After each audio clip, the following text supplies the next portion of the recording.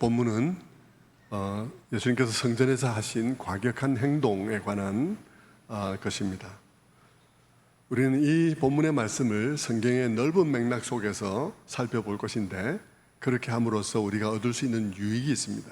그것은 성경의 각 사건 하나하나가 얼마나 치밀하게 연결되어 있는 그냥 쓰여진 말씀이 아니라는 사실을 깨닫는 것입니다. 마치 우리가 밖에 나가서 나무를 볼 때 이 나무와 저 나무가 50m 떨어져 있는데 그래서 딴 나무인 줄 알았는데 땅을 파보니까 뿌리가 하나의 뿌리라는 사실을 발견하게 되는 것과 같이, 우리는 성경 속에서도 성경에 기록되어 있는 사건들이 그러함을 발견해야 하는 것이죠. 그 발견을 통해서 하나님의 섭리가 얼마나 깊고 정교한지, 그리고 얼마나 신비한지를 발견함을 통해서 우리가 이 성경 말씀이 단순히 인간의 제작일 수 없다는 사실을 분명하게 깨닫는 일도 또한 일어날 것을 기대합니다. 그러므로서 우리는 이 성경 말씀이 하나님의 감동으로 기록되어진 그런 말씀임을 고백하고, 그로 인해서 우리의 모든 신앙의 면모들이 또 달라질 수 있는 그런 계기가 될 수 있게 되기를 바랍니다. 오늘 사건은 그냥 읽으면 마치 주님께서 성전에 올라가서 성전을 정화하신 사건처럼 보입니다. 그리고 사실 그런 제목으로 설교되어지는 경우도 많습니다. 성전을 정화하신 예수님, 이렇게 설교를 들을 수도 있죠. 그러나 여러분, 본문의 말씀은 단순히 그런 사건이 아닙니다. 왜 제목을 가지고 시비를 거냐 하고 생각할지 모르지만, 그러나 여러분, 제목이 그냥 아무렇게나 다는 게 아니에요. 제목을 어떻게 다느냐에 따라서 우리가 그 내용에 대해서 잠깐 곁길로 다른 데로 이렇게 미슬리딩, 잘못 인도되는 경우들이 있습니다. 그리고 잘못 인도돼서 시각이 제목 때문에 저쪽을 바라보게 되면 정작 봐야 할 이쪽을 바라보지 못해서 내용을 파악하지 못하는 경우가 생기게 되는 거죠. 대개 제목이 큰 영향을 주지 않는 경우도 있겠지만, 그러나 성전 청결 사건이라고 그렇게 제목을 붙이면 아주 심각하게 본문의 방향을 딴 데로 틀어놓는 것입니다. 성도 여러분, 오늘 본문의 말씀은 주님께서 성전을 정화하신 사건이 아닙니다. 무엇을 보면 아냐 그러면요, 먼저 여러분, 성경 전체와 또 복음서의 맥락 속에서 보면 그것을 알 수 있는데, 특별히 그 맥락 속에서 성전은 어떤 운명에 있냐 그러면 지금 이 순간 폐기될 운명에 놓여 있습니다. 구속사적 맥락에서 보면 성전 제사는 앞으로도 계속되어질 제사가 아니에요. 구속사적 맥락에서 보면 이 성전 제사는 앞으로도 계속될 제사가 아니라 폐기될 어떤 것인데, 그것은 이제 곧 십자가에서 드려질 예수 그리스도의 피로 드려지는 제사로 완전히 대체되어져서 그 성전의 이런 기능이 사라지게 될 그런 운명에 처해 있는 것이 성전이죠.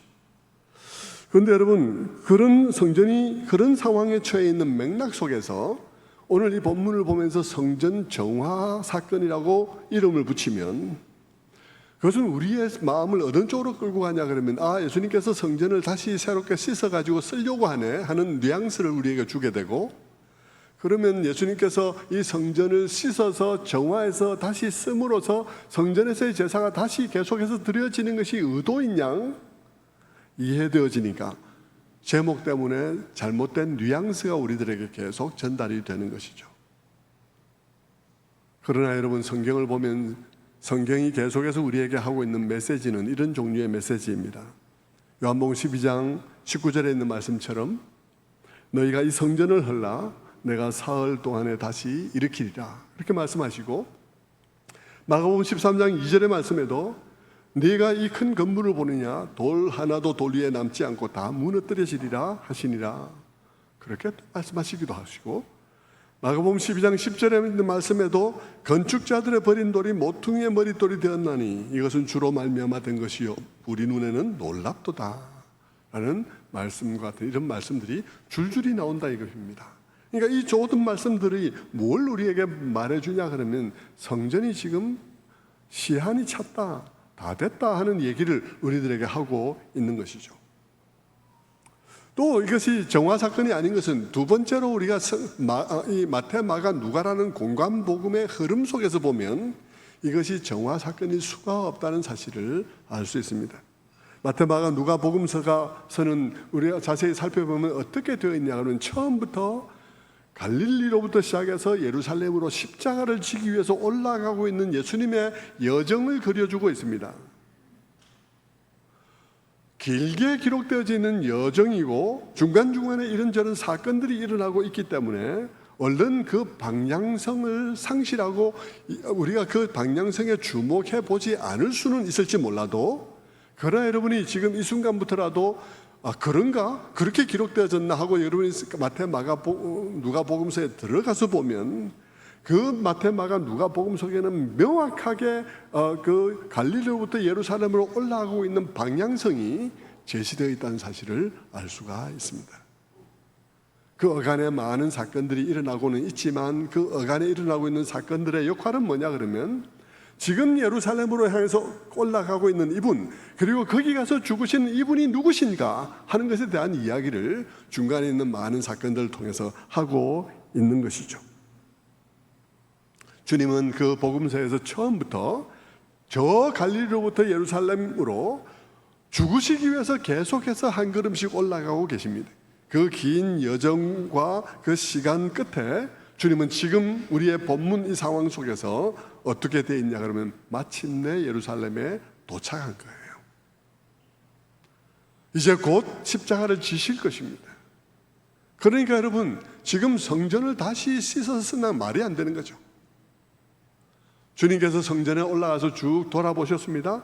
돌아보신 것을 돌아보면서 일어난 모든 사건들은 우리들에게 뭘 보여주고 있냐 그러면 이 성전이 폐기될 수밖에 없다는 사실을 보여주는 것입니다. 폐기될 수밖에 없는 것이구나. 정화해서 다시 쓰는 것이 아니라 폐기될 수밖에 없는 것이라는 사실을 보여주는 것이죠. 주님이 예루살렘에 입성을 하셨습니다. 나귀를 타고 입성을 하셨죠. 그것은 주님이 구약의 예언을 성취시키고 있다는 사실을 우리에게 보여주는 것입니다. 스가랴서 9장 9절의 말씀과 같은 것이죠. 시온에 따라 크게 기뻐할지어다. 예루살렘에 따라 즐거이 부를지어다. 보라, 내 왕이 내게 임하나니 그는 공의로우시고 구원을 베푸시며 겸손하여서 나귀를 타시나니 나귀의 작은 것 곧 나귀 새끼니라. 내가 에브라임의 병거와 예루살렘의 말을 끊겠고 전쟁하는 활도 끊으리니 그가 이방 사람들에게 화평을 전할 것이요 그의 통치는 바다에서 바다까지 이르고 유브라데 강에서 땅끝까지 이르리라 라고 말하고 있는 이 스가랴 9장 9절 이하에 있는 이 예언의 말씀을 성취시키고 있다는 사실을 보여주기 위해서 예루살렘에 나귀를 타고 올라갔습니다. 그 스가랴서를 통해서 하나님께서 미리 예고하신 것은 뭐냐 그러면 너의 왕이 임한다. 그리고 그는 평화의 왕이다. 그래서 그가 말을 타지 않고 나귀를 타고 올라가시나니 그가 올라가서 그 모든 활과 창을 다 부수고 그리고 화평을 이방 땅에까지 전하는데 땅끝까지 전하게 될 것이라는 얘기를 하고 있는 것이죠.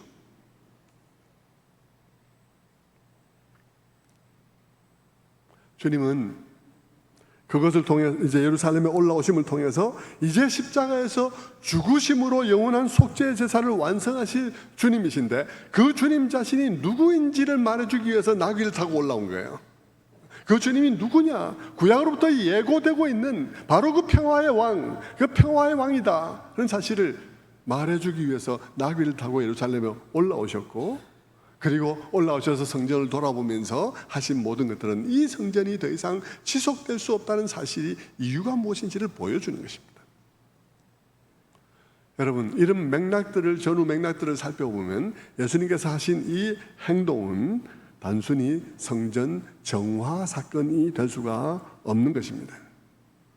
성전을 정화해서 계속해서 사용하겠다는 뜻이 전혀 없는 거예요. 구속사적으로나 또 복음서에 있는 흐름상에 있어서나 그런 의도가 전혀 없다. 오히려 주님의 이 모든 행동들은 이 성전의 수명이 다했다. 이제는 이 성전의 용도가 끝났다 하는 사실을 선포하고 있는 것이 예수님의 그 행위인 것입니다. 성도 여러분, 이 모든 것들은 성전 전체의 구속사적 맥락과 복음서 안에서의 맥락이 그것을 명확히 해주고 있습니다. 그리고 또 여러분, 이 사건이 성전 정화 사건이 아니라는 것을 또 무엇으로 알 수가 있나요?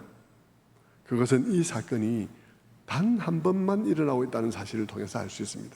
여러분, 예수님께서 성전을 씻어서 다시 쓰시고자 하면 이 성전에 오랫도록 누러붙어 있는 이 관습들, 성경에 오랫도록 누러붙어 있는 이 뿌리 박고 있는 이 관습들을 한 번 올라와서 뒤집어 엎는다고 없어지겠습니까? 그 성전이 깨끗해지겠습니까? 이 성전을 다시 쓸 요량이라면 예수님께서 여러 번 올라와서 여러 번 뒤집어 엎어야죠. 그런데 예수님께서는 딱 한 번만 올라오셨습니다. 그리고 내려가시고 다시 올라오지 않으셨습니다. 그럼 뭘 말하나요? 주님의 이 행위가 뭐라는 거예요? 주님의 이 행위는 선지자의 예언적 행동인 것입니다. 선지자의 상징적 행동이에요.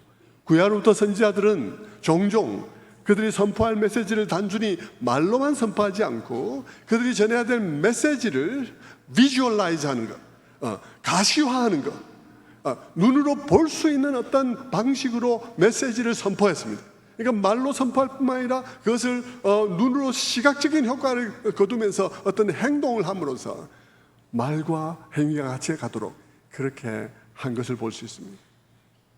어떤 선지자들은 허리를 띠고 묶는 그 띠를 강가에다 묻어가지고 그것이 썩는 것을 보면서 썩은 띠를 가지고 나와가지고 너희가 이렇게 썩어버릴 것이다, 너희 역사가, 너희 나라가 이렇게 썩어버릴 것이다 라고 말하기도 하고, 어떤 사람은 머리카락을 다 잘라가지고 바람에 흩날리면서 너희가 다 이렇게 흩어지게 될 것이라고 말했는데, 그때 그 행위들은 메시지를 비주얼라이즈한, 그것을 시각화한 그런 방식이라는 사실을 선지자의 예언적 행동, 선지자의 상징적 행동이라고 말할 수 있는 것이죠.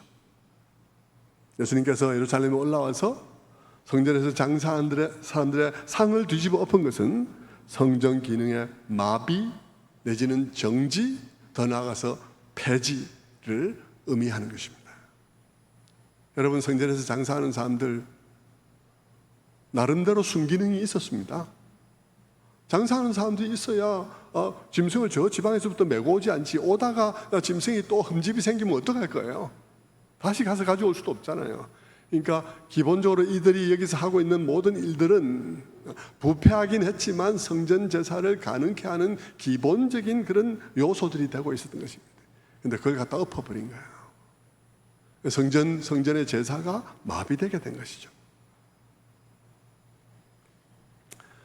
그런데 여러분, 이런 것들을 성경의 전체적인 맥락에 근거하지 않고 그냥 보면서 예수님께서 뭐 정화하셨다 그러면서 거룩하신 하나님만 드러내고, 그 다음에 막 이렇게 성전에서 장사하지 말라 했다 그런데 여전도에서 왜 된장을 파냐 그러면서 이래 나오면 정말 산으로 가는 거예요.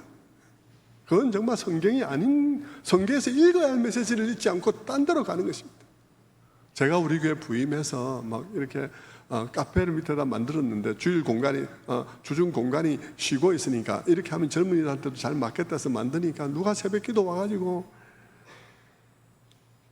교회를 막 장사하는 집으로 만들었다고 이렇게 얘기를 해서, 제가 수요일날 설교 제목을 천국에 커피가 있을까라는 제목으로 설교를 해야 되는 이런 상황에도 가는 것이죠. 성경에서 읽어야 할 것을 읽어야 되는데 마음대로 읽으니까 그런 것이죠. 성도 여러분, 제가 이 설명들을 통해서 여러분에게 보여드리고 싶은 것은 성경의 이야기는 결코 피상적으로 이해할 것이 아니다 하는 것을 말씀드리는 것입니다. 기록된 얘기들, 여기서 일어나고 있는 사건들은 결코 대충 기록되거나 대충 일어난 사건들이 아니에요. 성경에 기록된 주님의 이 모든 행보들, 그 행보 하나는 그냥 주님께서 아무렇게나 걸어 다니다가 일어난 그런 행보의 사건이 아닙니다. 주님은 어슬렁어슬렁 걸어 다니다가 갑자기 무화과 나무 보고 저주한 게 아니에요. 그것은 전부 다 계산된 거예요.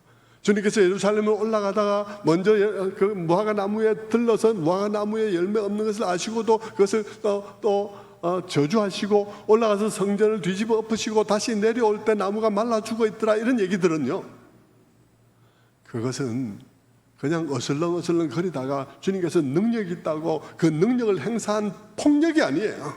주님이 그 능력으로 폭력을 행사한 사건이 아니라고요. 그것은 주님이 면밀하게 계산된 행동이요, 자기의 메시지를 예루살렘에 올라와서 이렇게 가고 있는 것이 왜 그런지를 비주얼라이즈한, 그것을 눈으로 볼 수 있게 만들어준 메시지라고요. 말로 전하는 메시지일 뿐만 아니라 보여주는 메시지라는 것입니다. 성경은 치밀한 기록이에요. 예수님께서 지금 성질내고 있는 게 아니라 단순히 성질내고 있는 게 아닙니다. 주님의 이 모든 행위에는 기본적으로 성전이란 것이 그 속에 중심에 있습니다. 그런데 여러분, 성전이란 이것도 어느 날 갑자기 나타난 것이 아니에요. 그것은 처음부터 이 성전은 아주 치밀한 이야기입니다. 성경에서 성전은 아주 치밀한 이야기예요. 여러분, 성막 혹은 성전의 기본 개념이 뭐겠습니까?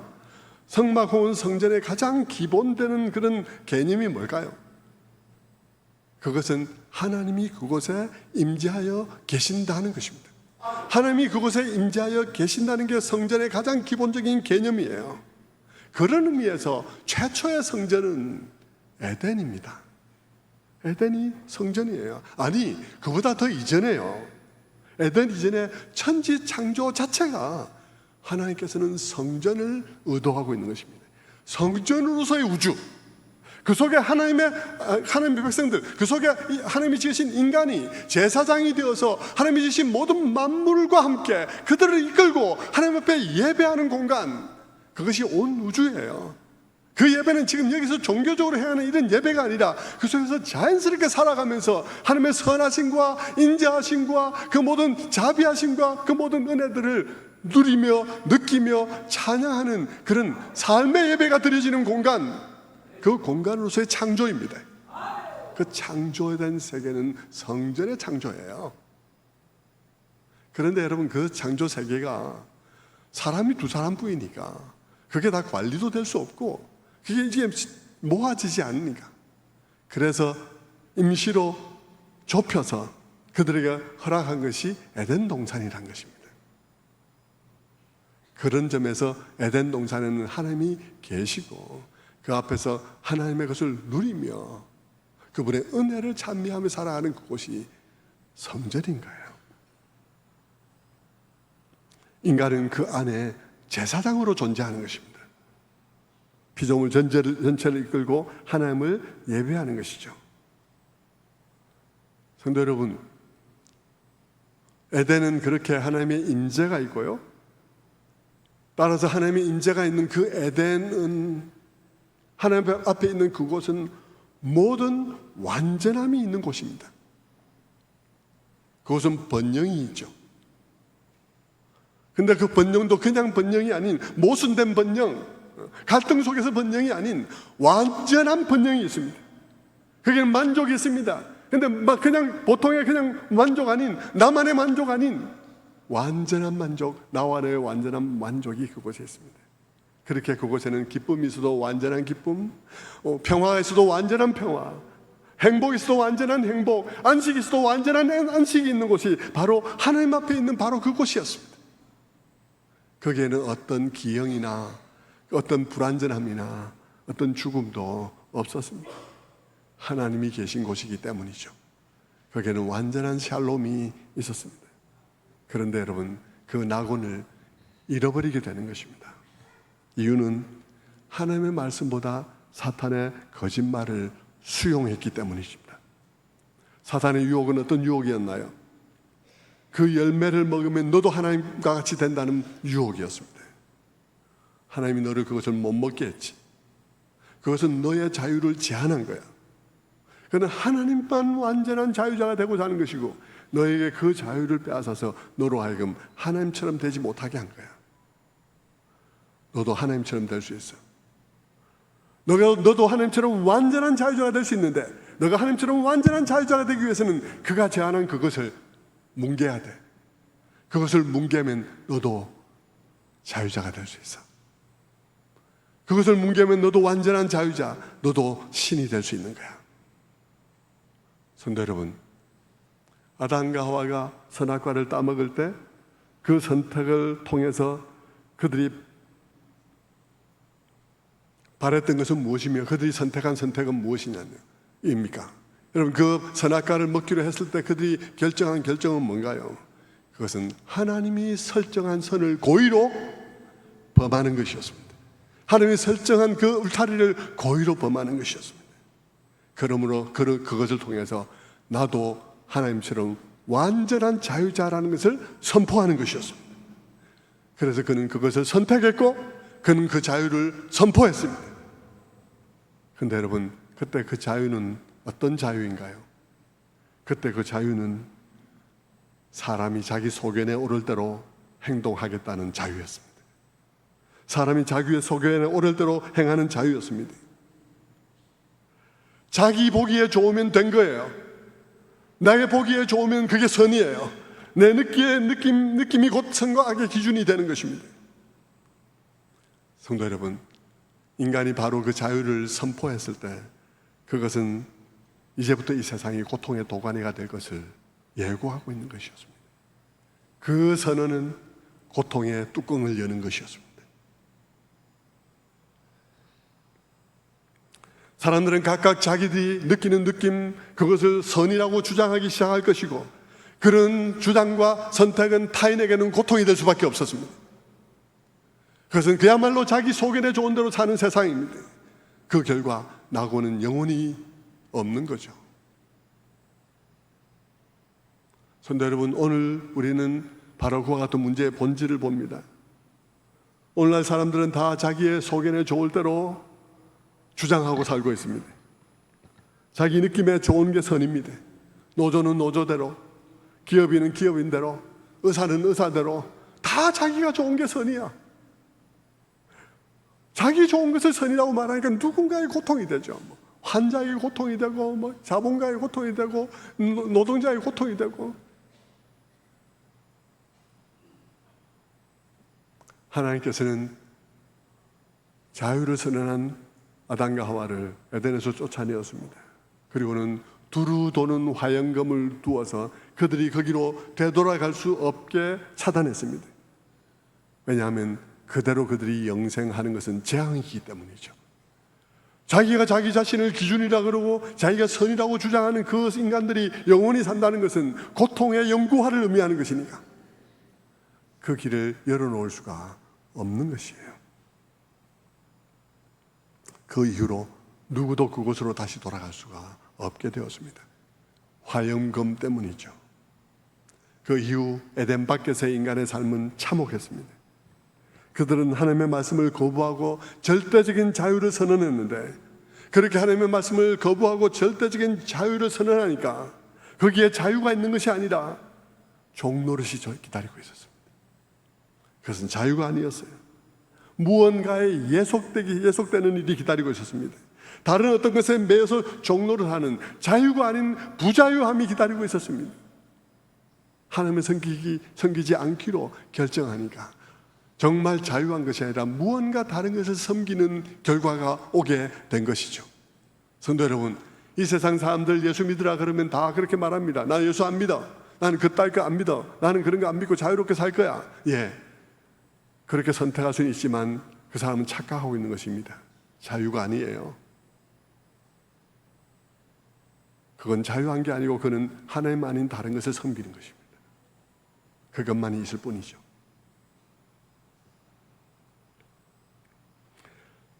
그들은 하나님으로부터 자유를 선택했는데 결과는 다른 무언가의 종로로 하는 것이었습니다. 하나님이 아닌 다른 무언가의 나의 행복과 안전을 기대는 것이었습니다. 하나님을 섬기는 대신 돈과 권력과 섹스와 또 사람들의 칭찬과 인정과 그런 것에 기대는 그런 삶이었죠. 그것이 그들의 삶을 좌우하게 되었습니다.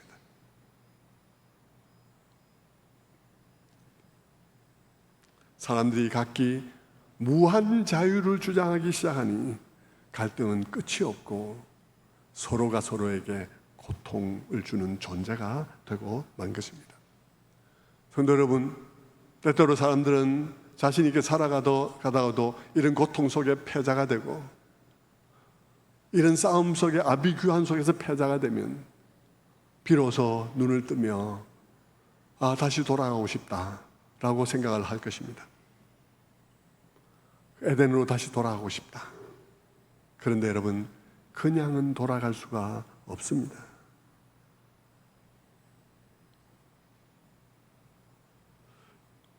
그냥은 돌아갈 수가 없어요. 에덴에 있는 그 하나님 나라는, 하나님의 통치가 있는 그곳은 완전한 곳이에요. 그곳은요, 기쁨이 있어도 완전한 기쁨이 있고, 행복이 있어도 완전한 행복이 있으며, 안식이 있어도 완전한 안식이 있고, 정의가 있어도 완전한 정의가 있는 곳입니다. 거기에는 흠이나 점이나 티가 없는 그런 평화와 안식이 있는 곳이에요. 거기에는 완전한 것들만 들어갈 수가 있는 곳이에요. 그러므로 여러분, 혹 우리는 거기에 들어갈 수 없나? 아무것도 없이 그냥 들어갈 수 없나? 거기에 들어가서 다시 돌아가게 해주시면 좋겠다. 눈 감아주면 안 되나? 이런 생각을 할 수는 모르겠지만요, 여러분, 이것은요, 잊어준다고 되는 문제가 아니에요. 한번 생각해 보십시오. 하나님께서 그래, 잊어준다 칩시다. 눈을 감아주고 그래, 프리패스를 시켰다 칩시다. 그러면 여러분 거기 가서 견딜 수 있는 존재일 거라고 생각하십니까? 그 평화에서도 완전한 평화가 있고, 순결에서도 완전한 순결이 있으며, 안식에서도 완전한 안식이 있고, 기쁨이 있어도 완전한 기쁨이 있는 그곳에 여러분, 우리가 가서 그곳에서 이 누더기를 입고 거기 가서 들어가서 평안할 수 있을 것 같습니까? 견딜 수 있을 것 같습니까? 그 밝음과 그 순결함의 퀄리티를, 그 순결함의 그 놀라운 수준을 여러분이 이 누더기로 들어가서 견딜 수 있을 것이라고 생각하세요? 그건 여러분이 여러분의 경험을 통해서도 알 수 있을 것입니다. 여러분이 생활하면서 이 그룹 저 그룹에서 생활하는데 한쪽에서 너무나 나와는 다른 수준의 레벨에서 살아가는 사람들하고 내가 만났는데 나 혼자 거기서 전혀 다른 종류의 인간이다. 그것도 고상한 것이 아니라 내가 정말 그것에서 정말 모자라는 그런 상황에 있다. 그곳에 여러분 견디기 어렵고 그곳은 천국이 아니에요. 그것은 고통의 곳이에요. 그렇지 않습니까? 근데 여러분이 하는 그 나라에 돌아가고 싶다 해서 그냥 돌려보낸다 하더라도 여러분 있을 수 없어요. 그곳에서는요, 그 완전한 행복과 완전한 안식과 완전한 순결이 있는 바로 그곳에서 우리는 쓰레기입니다, 여러분. 우리는 거기 가면 쓰레기예요. 이대로 들어가면 쓰레기예요. 들어가라 해도 들어갈 수가 없는 것입니다. 그리고 하나님 자신도 들여보낼 수가 없어요. 그냥 들여보내면 하나님은 정의지 않기 때문인 것입니다. 그러니까 여러분, 문제는, 중요한 것은 뭐냐 그러면 하나님이 우리의 죄를 잊어버려 주는 것이 중요한 게 아니에요. 그렇게는 되지도 않아요. 잊어버려 주는 것이 중요한 것이 아니라 우리가 그곳에서 생활하기에 합당하도록 회복되는 일이 중요한 것입니다. 우리가 그곳에서 생활하도록 합당한 수준으로, 그런 퀄리티로, 그런 종류로 우리가 다시 새롭게 빚어지는 일이 중요한 것이죠.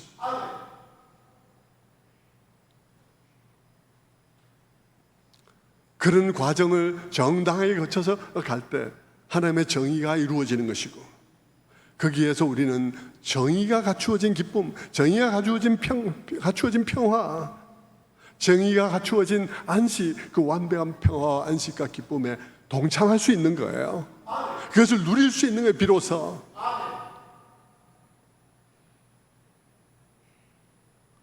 그러기 위해서는 여러분, 우리의 이 문제가 정상적으로 처리돼야 하는 것입니다.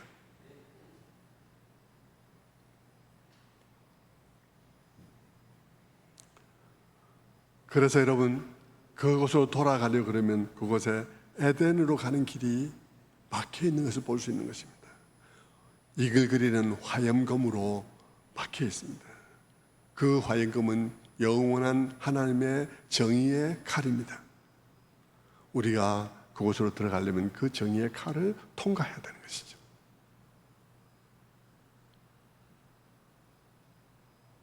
누가 그 정의의 불칼을 맞고 살아남을 수 있겠습니까?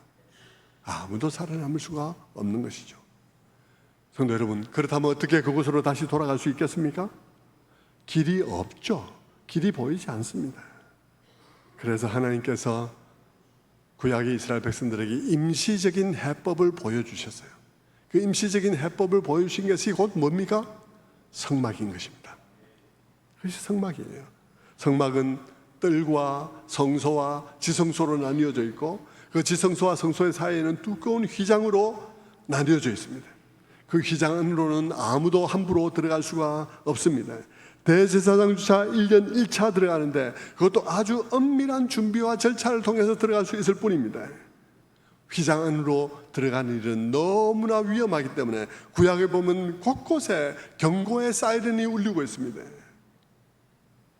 아론의 두 아들도 성막이 만들어진 첫날 그곳에서 불을 들이다가 하나님께 불에 맞아 죽었습니다. 하나님께서 규정하지 않은 불을 들이다가 죽었습니다. 성경에 보면 이 성막과 휘장에 관련해서 정령 주으리라는 그런 사이렌이 계속 맹맹거리고 있습니다. 레위기 16장 2절은 이렇게 말합니다. 내 형 아론에게 이르라, 성소의 휘장 안 법궤 위 속죄소 앞에 아무 때나 들어오지 말라, 그리하여 죽지 않도록 하라. 레위기 16장 2절인데요. 예. 내 형 아론에게 이르라, 성소의 휘장 안 법궤 위 속죄소 앞에 아무 때나 들어오지 마라, 그리하여 죽지 않게 하라. 사이렌이 막 울리는 거예요. 아무 때나 들어오지 마. 정한 날, 정한 때, 정한 방식으로 들어야 되는 거야. 레위기 16장 13절에 이렇게 말씀합니다. 여호와 앞에서 분향하여 향연으로 증거궤 위 속죄소를 가리게 할지니 그리하면 그가 죽지 아니할 것이라. 들어와서도 너 향을 피워서 향 연기를 가지고 너와 나 사이를 가려야 돼. 안 그러면 죽을 수 있어. 사이렌이 막 울리는 거죠. 여러분, 그 휘장이 뭐냐? 그 휘장이 불칼이에요. 그 요란한 경고음에도 불구하고 중요한 것은 뭘까요? 그 경고음이 막 울리지만 중요한 것은 뭘까요? 중요한 것은 하나님께서 하나님께로 나아가는 길을 보이셨다는 것입니다. 하나님께서 자기에게로 나오는 길을 보이셨다는 일이 중요한 거예요. 그것이 성막과 제사라는 것입니다.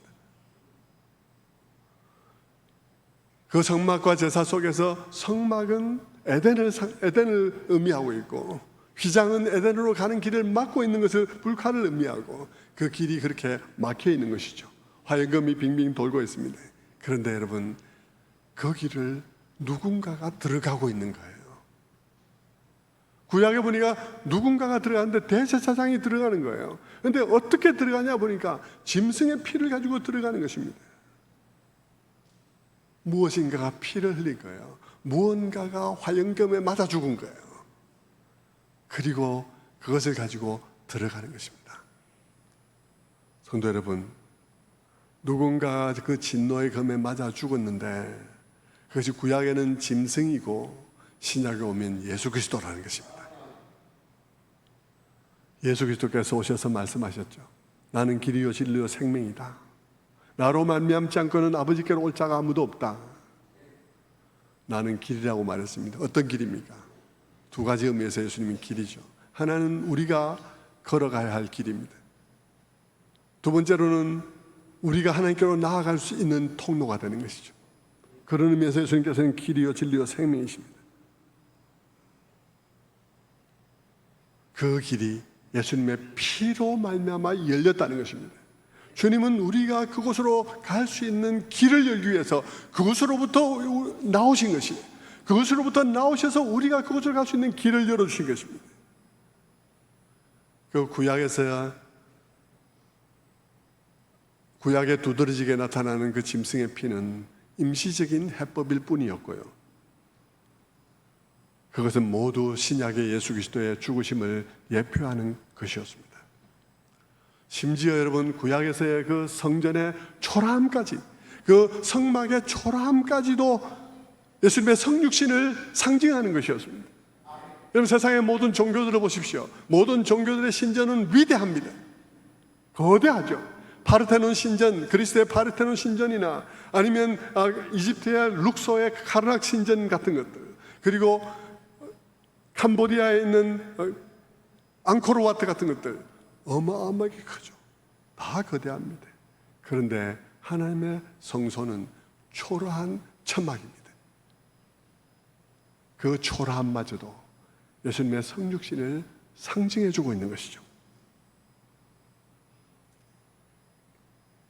하나님이 초라한 인간의 몸을 입으셨고 그 나사렛 예수 그리스도 안에 하나님이 계셨다는 사실을 우리에게 말해주고 있는 것입니다.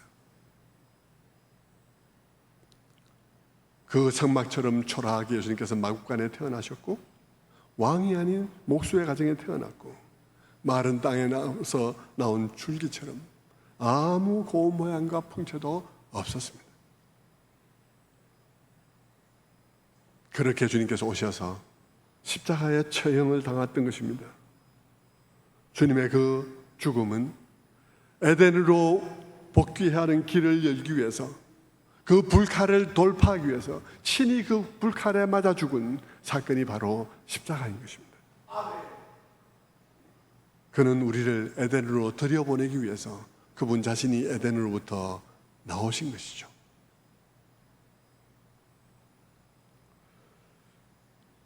성도 여러분, 복음서는 예수 그리스도께서 십자가에서 숨을 거두는 순간 예루살렘 성전의 휘장이 위로부터 아래로 찢어진 것을 보도하고 있습니다. 성전의 휘장이 위로부터 아래로 찢어졌다. 그것은 주님 하나님께로 나아가는 길이 열렸다는 것을 의미하고 그 길은 하나님이 여셨다는 뜻에서 위로부터 아래로 길이 그 휘장이 찢기는 것입니다. 그 길은 그분의 찢어진 육체를 통해서 난 길입니다. 그분이 그 불칼의 배임으로 말미암아서 그 길이 열려지게 된 것이죠. 성전은 그렇게 해서 폐기된 것입니다. 성전의 기능이 무엇이었습니까? 성전의 기능을 생각해 보십시다. 성전의 기능을 생각해 보면 제일 기본이 하나님을 만나는 것이고 하나님의 임재가 거기 있다는 것이었습니다. 그리고 타락 이후에는 성전의 기능은 그곳에서 속죄 제사를 드린다는 것입니다. 그런데 여러분, 이 하나님의 임재가 있는 곳은, 하나님의 임재가 있고 하나님을 만나는 곳은 예수 그리스도 아닌 것입니다. 우리가 예수 그리스도 안에서 하나님의 임재를 만나는 것이죠. 그리고 그분 안에서 우리는 그분을 만나는 것입니다. 그리고 그분 안에 우리를 위한 속죄 제사가 있습니다. 그러므로 여러분, 예수 그리스도는 우리의 성전이 되는 것이죠. 자, 그러므로 오늘 본문은 성전 청결 사건이 아닌 것입니다. 자, 성전 청결 사건이 아니란 말을 하기 위해서 지금까지 말씀을 드린 거예요. 그것은 이제 돌로 지은 성전과 거기서 드려지던 제사는 폐지된다는 것을 시각한, 비주얼라이즈한 그런 사건이 바로 이 사건인 거예요. 선지자적인 행동인 것이죠. 성도 여러분, 성전은 청결하게 청소해서 다시 사용할 의도로 예수님께서 그 사건을 일으킨 게 결코 아닙니다. 이 성전을 다시 사용할 계획이 아니라는 사실은 오순절 성령 강림을 통해서도 분명하게 말씀해 주셨어요. 여러분, 어떻게 그것이 나타났나요? 오순절에 성령이 강림한 장소를 보면 알 수 있습니다. 그 어디에 임했느냐 자체가 메시지예요. 오순절 성령 강림날에 성령이 어디로 임했습니까? 마가의 다락방에 모인 사람들 가운데로 임했습니다. 그 장소가 예루살렘이에요. 여러분, 예루살렘 성전이 있는 곳입니다. 그게 저 모스크바나 저 동경에서 일어난 일이면 별개의 문제예요. 그런데 그게 예루살렘에서 일어난 일이라고요. 예루살렘에는 돌로 지은 성전이 있는데 하나님의 성령이 성전으로 임하지 않고 마가의 다락방에 모인 사람들에게 임했단 말입니다. 무엇을 의미하는 것입니까? 성령께서 친히 어디를 성전 삼는다는 뜻입니까? 교회를 성전 삼는다는 뜻입니다. 예수의 이름을 부르는 자들을 성전 삼는다는 뜻입니다. 그러므로 여러분, 성령 강림조차도 성전을 폐지하고 그리고 새로운 성전을 만들고 계시다는 사실을 보여주고 있는 것이죠. 그러니까 본문의 얘기는 성전 청소 사건이 아닌 거예요. 성전 정화 사건이 아닌 것입니다. 그러므로 여러분, 이제 성전은 예수 그리스도 자신입니다. 어떤 의미에서 예수님 자신이죠? 그 안에 하나님이 임하여 계시기 때문이고요. 그 안에서 하나님을 만나기 때문입니다. 그리고 그 안에서 속죄제사가 드려지기 때문이죠. 그리고 또한 성전은 우리들입니다. 어떤 의미에서 그렇죠? 성령 하나님이신 성령이 우리 안에 계시기 때문인 것입니다. 그런 의미에서 우리는 성전이에요. 그런 의미에서 성전이지, 돌로 지은 성전을 다시 씻어서 쓰시겠다는 의도는 전혀 없는 것이라는 사실을 우리 모두가 이해해야 하는 것입니다. 말씀을 맺겠습니다. 자, 제가 이 설교를 왜 했겠습니까? 제가 이 설교를 하는 이유는 여러분 모두가 말씀의 위대함을 경험해 보라는 것입니다. 말씀이 위대하다는 사실을 깨달을 때 생각해야 되는 것입니다. 말씀이 위대하다는 것을 깨달을 때 말씀으로부터 나온 우리의 소망도 위대하다는 사실을 깨닫는 것입니다. 말씀이 이와 같이 창세기로부터 시작해서 구약 내내 동일한 말씀이요, 그것이 신약에 와서 예수 그리스도에게 성취되어지고 그리고 계시록에 가서 그 새 예루살렘에서 완성되어지는 것은 이 일관된 그런 방식으로 말씀이 기록되어져 있다 하는 사실을 볼 때에 우리는 우리의 소망이 어떤 소망인지를 알게 되는 거예요. 성도 여러분, 예수님이 이 땅에 오셔서 복음서가 기록하듯이 예루살렘부터 시작해서 갈릴리로부터 시작해서 예루살렘에 이르기까지, 십자가에 이르기까지 지속적으로 한 방향으로 끊임없이 그 길을 가신 것처럼, 성도 여러분, 이 성전의 이야기도 천지 창조로부터 시작해서 새 예루살렘에 이르기까지 지속적으로 한 방향으로 가고 있는 것입니다. 그 한가운데 우리가 있는 거예요. 그 이루어진 모든 일들을 보면서 우리가 남아있는 소망이 얼마나 확실한 것인가를 알게 되는 것이죠. 그래서 그것으로 말미암아 우리가 지금 기뻐할 수 있는 것입니다. 교회 보면 성도들 가운데서 어떤 분들은요, 교회 와서 징징대면서 목사님, 나도 그런 위로를 받기 원하는데요, 목사님 그런 위로해 주세요. 목사님, 저 사람 소망 가운데 참 기뻐하는데 나도 그런 소망, 저런 기쁨을 누릴 수 없을까요? 그런데 여러분, 그 사람이 성경을 읽지 않아요. 성경 앞에 머물지 않아요. 성경을 깊이 들여다보지 않아요. 이것이 과연 그러한가 하면서 창세기를 뒤지고 계시록을 뒤지고 하지 않아요. 우리 기독교의 위로와 소망은 말씀으로부터 나오는 것입니다. 말씀의 확실함이 그것의 확실함을 보증해 주는 것입니다. 여러분이 제게 그냥 말로 주는 위로나 그런 소망의 이야기들 듣기를 원하신다면 여러분이 원하시는 것은 기독교의 소망이 아닙니다. 그것은 기독교의 위로가 아닙니다. 저는 개척에서 지금까지 끊임없이 여러분 모두가 다 정말 성경의 세계로 들어가야 되고 성경으로부터 참된 믿음과 소망과 사랑을 발견해야 된다고 끊임없이 얘기를 해왔습니다. 참 어려운 것 같아요. 그렇게 변모되기가.